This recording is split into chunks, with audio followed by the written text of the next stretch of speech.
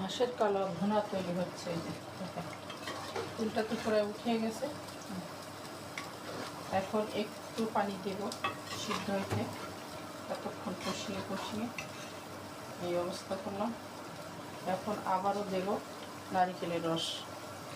এই যে ফাইনালি দিয়ে দিলাম।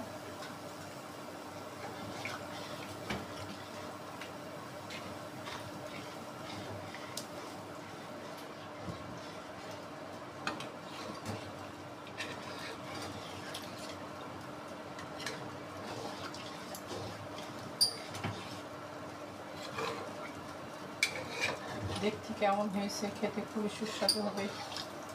ফাইনালি হয়ে গেলে দেখিয়ে দেবো আপনাদের।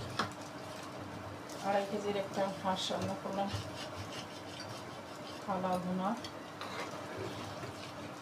ঘরের রান্না বাইরের রান্না তা না হলে কেউ ঘরেই রান্না করতো না, আসলে অনেক ডিফারেন্ট রান্নাটা।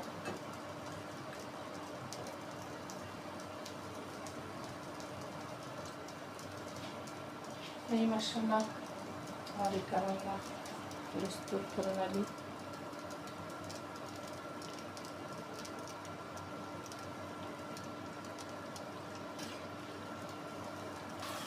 ফাইনাল আমার রান্না শেষ।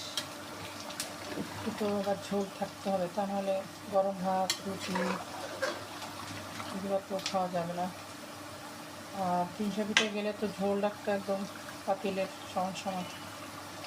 এটা সবাই খেয়ে আহারে ওখানে না গেলে মিস করছি। আসলে না, বাসায় না খেলে আমরা মিস করি। আল্লাহ হাফেজ।